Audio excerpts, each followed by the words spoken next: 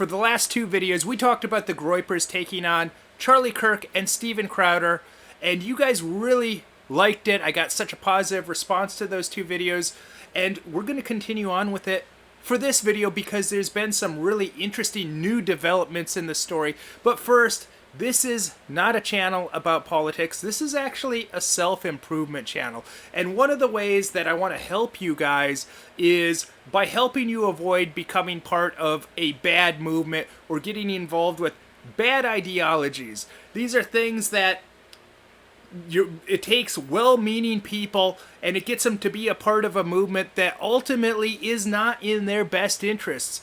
These groups or these ideologies will ultimately lead to your destruction. And that's why I've done so many videos talking about guys like Ben Shapiro to expose these false prophets. They're trying to give you some truth after truth and reel you in, but ultimately they want to lead you to that path that is not good for you. And now, over the past week, what's been going on involving Nick Fuentes and the Groypers, the Knickers out there. Now, first of all, let me say, I'm not that familiar with Nick Fuentes. I've seen some of his clips, I've seen some of his tweets, but I'm a busy guy because I'm a father, I have a baby in the household, I don't have time to watch a lot of this stuff. But and this is not me pulling a Steven Crowder where when he was asked about Fuentes, they had that one Groyper ask Crowder about, in one question, what's he think about the banning or demonetization, deplatforming of guys like Vincent James, James Allsup, and Nick Fuentes. All those guys were asked in the same question, and what was Crowder's response? Well, I've never heard of Nick Fuentes, but I have supported Dave Rubin and Tulsi Gabbard and their issues with social media. Trying to give a safe answer by playing the old, I have no idea who that guy is, even though he clearly does know who he is. I'm sure it's funny how Crowder brags about having the #1 conservative channel on YouTube, yet he's not aware of people that are actual conservatives. The only conservatives that he will collaborate with are the kosher-approved conservatives. He does not even want to mention or acknowledge the existence of some of these other people. So I'm not that familiar with Nick Fuentes, but as I understand it, he's been organizing all these guys, his followers, and maybe there's some other people involved with this that I'm not aware of, but they've been organizing, getting guys to go ask the tough questions to Conservative Inc. And that's a huge thing, because one reason I don't want to watch a lot of political channels on YouTube or right-wing channels on YouTube, because a lot of them, they will give you truth and they will tell you what's wrong with the world, and it will get you to focus on that and it'll lower your vibration. It's really going to help you. Now, if there's problems, the first step in solving a problem is acknowledging the problem. Well, that's been done over and over again with a lot of these YouTubers. They're bringing forth to our attention that there's problems and harsh realities out there that need to be addressed. But all this time I'm wondering, like, well, what's the point of bringing some of this stuff up, even if it's the truth, if people aren't going to do anything about it? Well, now we're finally seeing people organize and do something about it. And I think that's amazing. I have a relative, and I'm not going to tell you which relative of mine once said this, many years ago, back in the 90s, that we're talking about the alphabet movement, let's call it that, and they were saying, well, this is why it's happening. These people organized, and now they're getting their way. And the same relative said, if pedophiles were to organize and push for a movement like this, sooner or later they would get acceptance too. So what we're seeing is all these guys go out there and organize, and Fuentes is a young guy. A lot of these guys that are doing this, they're young guys, and I don't really want to listen to political advice from really young people, but hey, maybe he's the exception to the rule. I don't want 20-year-old Chinese girl Kathy Zhu telling me what it means to be a conservative, but James Allsup, he's a young guy, Nick Fuentes, and I notice a lot of these Groypers out there organizing and actually doing this. They're young guys, so maybe it takes some young energy, some fresh blood. And now we're seeing the backlash with some of the older conservatives trying to get them banned. These guys that that claim to be for free speech. We're going to get to some of that, but I mean, much respect to all you guys, because normally I'm against activism, but this is actually a very productive form of activism I'm seeing, and I think it really is making a change. And you don't need as many people as you think to be doing this, to be in this movement, to be active in it, to make a real lasting change. It doesn't take as much as you're seeing. We've seen a lot of instances where Muslims, they've organized and they said no to certain things pushed upon them, and then the other side backed off. And I think that that's kind of what we can see here. So we're just in the very early stages of all this. And so we're seeing Conservative Inc. tell us what it means to be a good conservative, or really to be a good American. So we have guys like Ben Shapiro or Charlie Kirk telling us that we're not a good American unless we support a foreign country, and unless we want to give our money to this foreign country or go fight wars for them, get ourselves maimed or blown up or killed for this. So, and a lot of these guys, especially since we have the internet now and can talk to each other, people are going, huh? I'm not a good American unless I support a foreign country? Like, in the red flags are popping off and people are talking about that.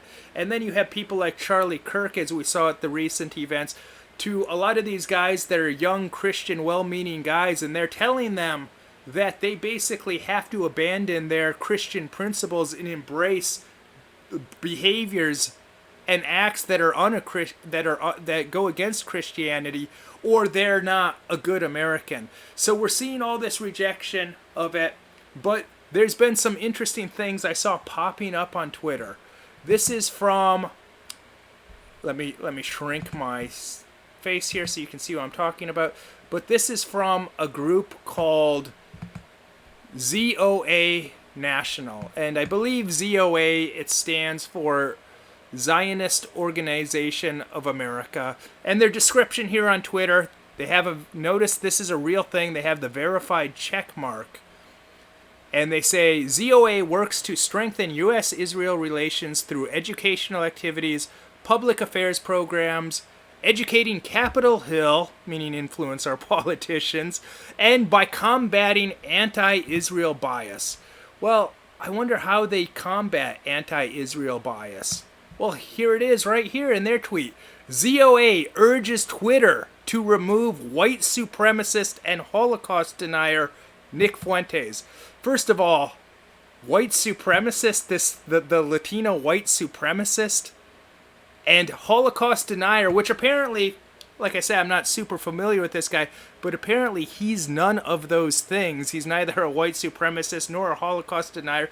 And even if he did deny the Holocaust, we have freedom of speech, at least we should. And even if he's wrong, we should have the right to be wrong. That should be our right. And let's see some of the responses here.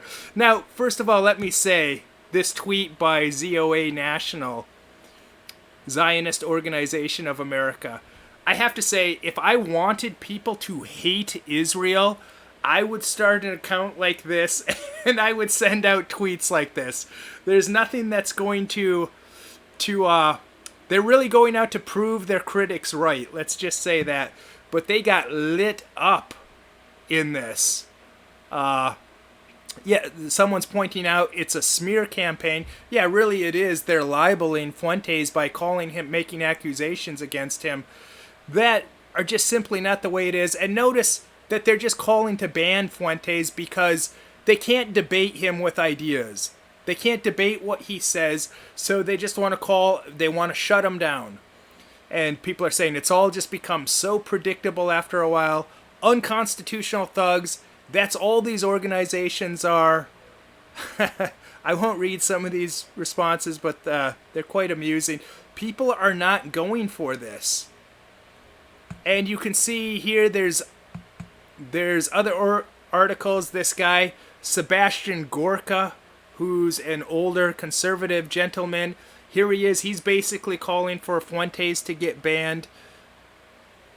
And a lot of you guys are wondering, why has it become, like I said, this almost seems like it's a troll account. It's like I said, if I wanted people to hate Israel, this is the kind of thing I would be tweeting out. So people keep asking these questions like, why are they getting so obvious with things? Well, I believe I have somewhat of an answer for you. They're the controlling parasitical elites.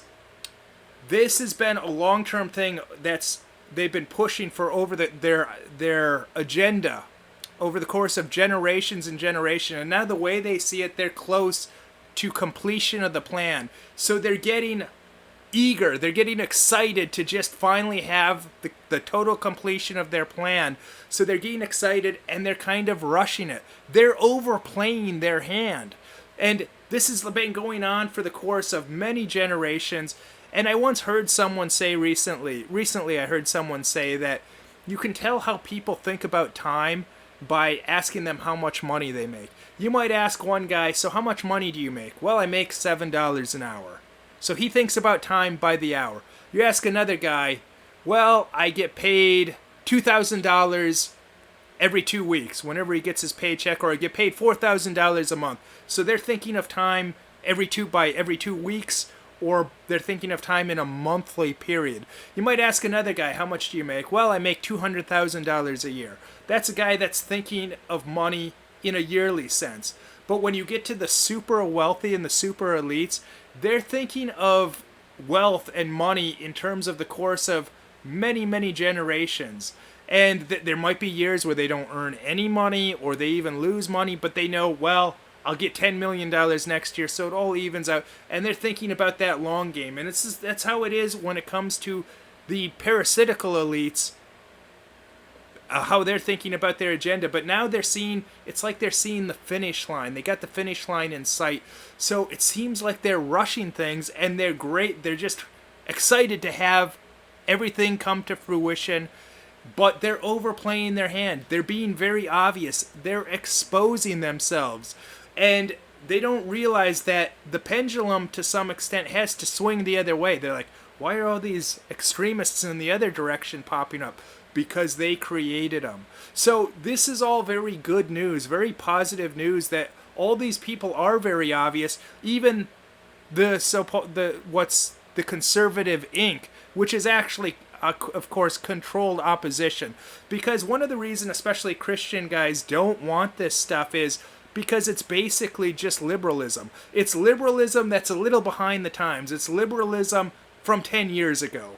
That's basically all their brand of conservatism is. So I just wanted to do this video to share some good vibes and the good news. And I know sometimes things seem bleak, and it can, especially like I said, you watch some of these political commentators on YouTube and you just feel it gets you to focus on everything that's wrong in the world instead of everything that's right. None of these things are going to control your destiny, and we're actually in a great time of change and awakening. And I love that guys are organizing, and there's a lot of different things even in different religions, different cultures. In Eastern countries, you have a lot of them, you have that concept of the yin and yang, where you kind of need opposing forces. Or in Catholicism, especially traditional Catholicism, you're called to be basically a fighter. Fighting is basically part of it. I heard a sermon recently by a priest that said that God is up in heaven with all the angels, and he loves watching us have a good fight. And that could mean a physical fight of some kind. It could mean a inner fight, a psychological fight. Maybe you're fighting drug addiction. Maybe you're just fighting other bad things that are coming up. But he loves to watch a good fight because to him it's like us watching a good boxing match or a good UFC fight. And even recently, my wife, who's an event host, she hosted a banquet it was the Feast of St. Michael. And I didn't know much about St. Michael, but we were talking to my parents. This is getting off a little bit on a tangent, this part, but it's also very important to know. We were talking to my parents on Skype, and she said, I just hosted this feast for St. Michael. And then the next day, my YouTube feed is recommending me videos about not only St. Michael, but the feast of St. Michael. And which tells you that your phone is listening to you, your devices are listening to you. But I watched one of them from a Catholic channel, and this is the saint of warriors. Before you go into battle or some kind of fight, you hope that Saint Michael's there backing you up, because he's the saint of fighters and warriors, as well as military and police. So we're not necessarily called, like, this is part of life. You got to fight, but the fight is probably not going to be as hard as some people think, but you got to get in there. And I have to say, I respect all these young Groypers that are doing this, because there's a lot, they're bringing this fresh energy, and they're questioning things, they're asking great questions. A lot of them are very nice looking, well dressed, polite guys that, even if they're asking provocative questions, they're doing it in a way that looks good. But these are guys that are putting things on the line and showing some guts. They're really showing some fortitude. So they have my utmost respect. And I think that this is a change for good things. Like I said, you watch some of these things, it's like, well, what are we going to do about it? What's anyone going to do? Who's going to make a move to actually change things? I think this is bringing forth positive change in the world. So I want to say to you guys, good luck and good work. I totally respect you guys, and it's very entertaining to watch, but thoughts and prayers for you guys.